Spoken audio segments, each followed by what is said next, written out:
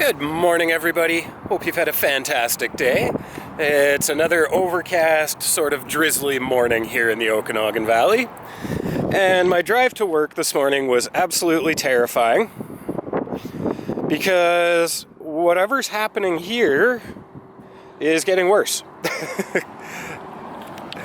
And I'm struggling to figure out what it is so that I can help narrow it down when it gets to the shop next week. So, here's kind of what's going on. It's kind of feels like there's a flat tire, but there isn't a flat tire, if that makes sense. So, when you're turning, it gets kind of like choppy, is almost how I would describe it. Where the steering wheel kind of feels like you're hitting light rumble strips, but only when you turn left. It also pulls to the right when you hit the brakes. Used to pull a little bit left when you hit the brakes, but they've started squealing really bad, so I'm assuming that something's going on there. And I don't know, it could be something like the strut or a wheel bearing or any number of things. Sorry about that. Apparently it got windy today. So, yeah, like I was saying, I have to hold on to the steering wheel with a firm grip with both hands just to go in a straight line now. And the roads aren't really smooth when you go across the bridge, so the car kind of wants to bounce, is kind of how I can describe it. And it makes it a little nerve-wracking when you're in the middle lane and there's traffic on either side of you and you don't know what the car is going to do next. I did speak with the dealership. There is nothing they could do to get me in any sooner. I mean, I could drop the car off sooner, but they wouldn't be able to look at it until next week anyways. So if you guys have any ideas, we have a high-speed vibration, and by high speed I mean it's a high-frequency vibration, between about 50 and 70 kilometers an hour.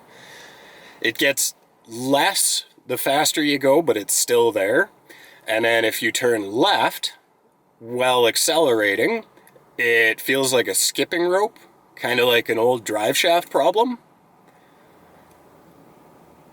Sorry, I might have just had a light bulb moment there. There is a CV axle there, and that would definitely give me a lot of the symptoms I'm feeling. Cool. I wish I had a hoist. Could get it up in the air and check that, because that makes a lot of sense now that I'm thinking about it.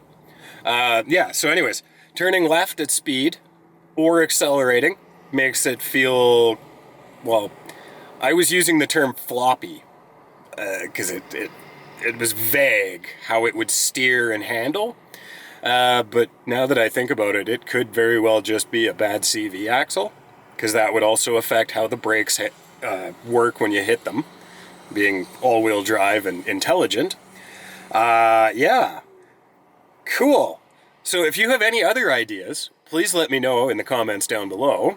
This afternoon, assuming the weather is still kind of like this, I am going to try to get out to a kind of wide open parking lot.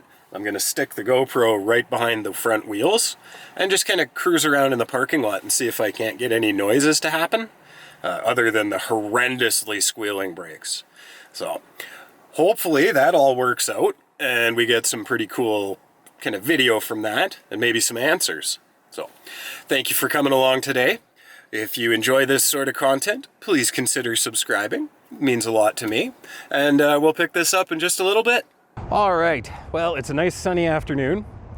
It's been off and on raining, which has caused a few issues for me. Number one, I forgot to bring anything to clean the car. So I tried to stick the GoPro to listen to the wheel and see if I could hear anything, but it just kept falling off. So I think I did too good a job of ceramic coating it, or the suction cup's getting old and worn out. But anyways, I don't have any of that footage for you, because it was kind of, it would have looked like this. Here's a wheel, here's the ground. So I'm gonna get home at some point here. We'll wipe it down with some alcohol, see if we can't maybe get it to stick, and then we'll go for a drive in an empty parking lot, see if we can't maybe hear any of the noise that I'm dealing with. But other than that, I'm starting to think that the shifting issue that I'm having might actually be related to this growling vibration that I've got going on.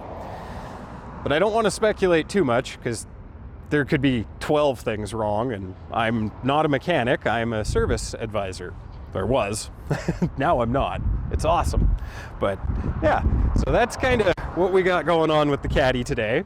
It's going to get in on Wednesday of next week.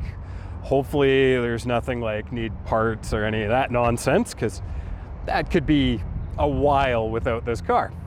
I did make arrangements to have a loaner vehicle provided during the service if it's going to be more than a day, and that's at least something. So we're going to head back home. We're just going to take the scenic route today.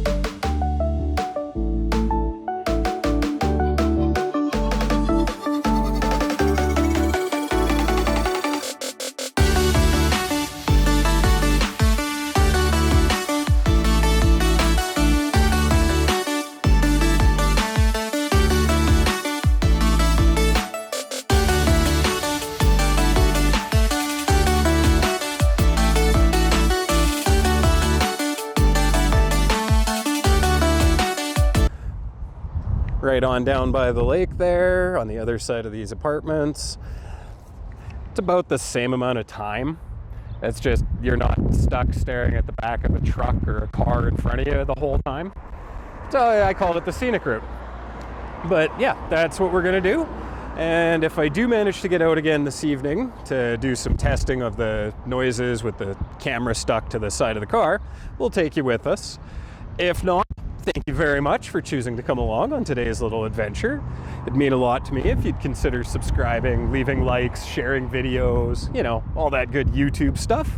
But other than that, have yourselves a great evening, and we will catch you on the next adventure. All right, so I'm just parking in my parkade now, and this is actually getting quite embarrassing. Like, can you hear the brakes? Oh, I just screwed that up. But let's hear.